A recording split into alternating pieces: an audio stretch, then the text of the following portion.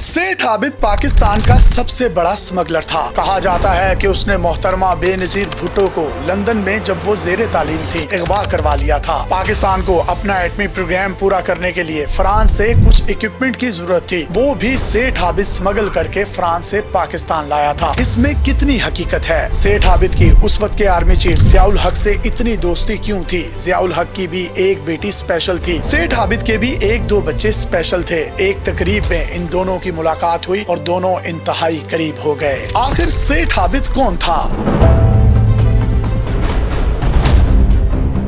सेठ आबिद कसूर में पैदा हुआ था और उसका ताल्लुक शेख फैमिली से था। उसकी फैमिली इंडिया से हिजरत करके पाकिस्तान आई थी। सेठ आबिद के वालिद का कराची में सोने और चांदी का बहुत बड़ा कारोबार था। सेठ आबिद ने कराची में रहते हुए ही स्मगलिंग का काम शुरू किया और एक कश्ती वाला स्मगलर कासिम भट्टी के साथ मिलकर स्मगलिंग के वो दाव पे सीखे कि बहुत कम लोग ऐसे हैं जिन्होंने सोने की स्मगलिंग की दुनिया में इतने कम वक्त में ऐसा नाम बनाया कि सेठ आबिद का नेटवर्क पूरी दुनिया में फैल गया। सेठ आबिद के दिल्ली में भी रवाबित थे, उसके दुबई में भी रवाबित थे और लंदन में भी रवाबित थे और इस तरह से उसका नेटवर्क बहुत वसी हद तक फैला हुआ था।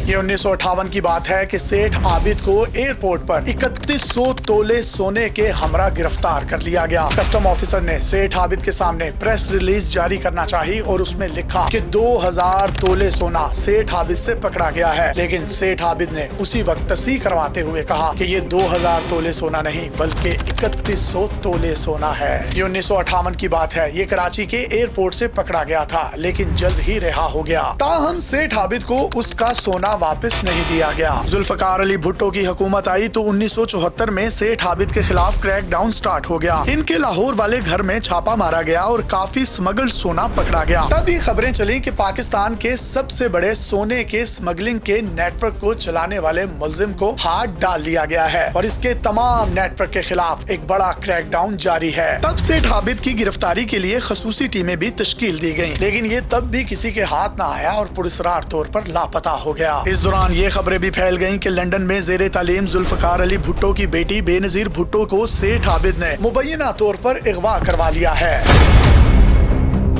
बाद 25 साल के बाद 1986 में सेठ आबिद का पकड़ा हुआ 3100 तोले सोना उसको वापस लुटा दिया गया। कहा यह जाता है कि सेठ आबिद जियाउल हक के बहुत ज्यादा करीब हो गए थे और सेठ आबिद के एक दो बच्चे कुव्वत समाअत और बोलने की सलाहियत से महरूम थे, तो इसीलिए उसकी मुलाकात एक इवेंट पर जियाउल हक साहब से हुई, जिनकी एक बेटी भी स्पेशल है। सेठ आबिद के घर क्योंकि स्पेशल बच्चे मौजूद थे, उसकी वजह से वो पूरे पाकिस्तान में स्पेशल बच्चों के लिए खसूसी फलाही काम भी करता था। जब उनकी जियाउल हक के साथ दोस्ती थी तो तब ये कहा जाता था कि पाकिस्तान पर अमेरिका ने एटमी प्रोग्राम की वजह से पाबंदियां लगाई, तो पाकिस्तान को फ्रांस से कुछ एटमी मशीनरी चाहिए थी और वो फ्रांस से पाकिस्तान सेठ आबिद के जरिए स्मगल करवाई गई। लेकिन बाद में पता चला कि ये खबर भी ठीक नहीं है और उन्होंने अपने ताल्लुकात ऊपर बैठे हुए प्रेसिडेंट के साथ भी हैं, इसलिए सेठ आबिद ये अफवाहें खुद फैलाता था। जबकि बेनजीर भुट्टो साहिबा जब लंदन में जेरे तालीम थी तो तब भी सेठ आबिद ने ये अफवाह फैलाई कि उसने लंदन में जुल्फकार अली भुट्टो की बेटी को अगवा करवा लिया है, जिसका भी हकीकत से कोई ताल्लुक नहीं था।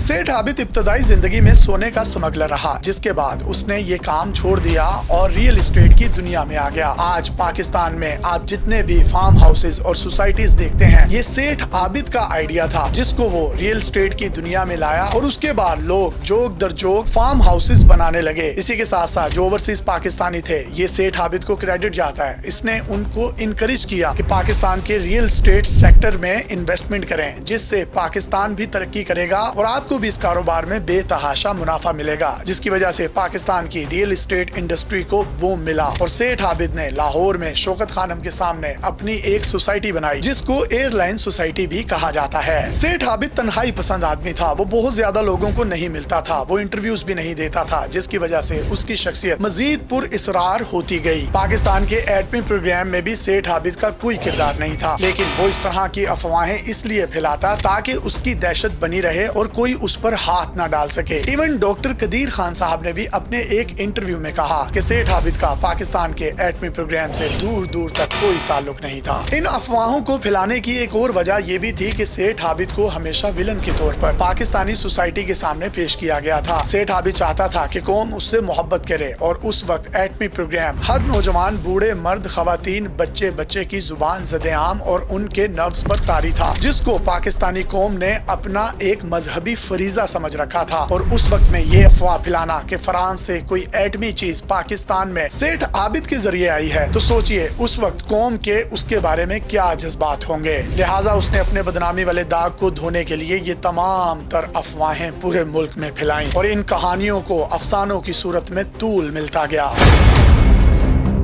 सेठ आबिद के स्पेशल बच्चों के अलावा एक उसका बेटा था जो हाफिज कुरान था, जिसका नाम हाफिज अयाज था। उसको सेठ आबिद की एयरलाइन सोसाइटी के गार्ड ने ही गोली मारकर कत्ल कर दिया था। इस गार्ड ने सेठ आबिद के बेटे को कत्ल किया तो वहाँ खड़े हुए 6 मजीद लोगों को भी गोलियां मार दी और वहाँ से फरार होने के लिए इसने सड़क पर एक गाड़ी को हाथ दिया। गाड़ी वाला रुका, इसने उस ड्राइवर को भी गोली मारी और वहाँ से वो फरार हो गया। बाद में वो गार्ड गिरफ्तार हुआ, उसको सजाए मौत सुनाई गई, लेकिन सेठ आबिद ने उसको अल्लाह की रजा के लिए माफ कर दिया। सेठ आबिद का 2021 में इंतकाल हुआ। उनको फालिज हो चुका था और 85 साल की उम्र में वो अपने खालिक हकीकी से जा मिला। सेठ आबिद के इंतकाल के अगले साल सेठ आबिद की बेटी फरा मजर को, जिसकी उम्र 60 साल थी, उनके ले पालक बेटे ने कत्ल कर दिया। ले पालक बेटे ने अपनी माँ को इसलिए कत्ल किया था कि वो जहाँ शादी करना चाहता था, माँ वहाँ शादी के लिए राजी नहीं थी, जिसकी वजह से उसने अपनी माँ को मौत के घाट उतार दिया।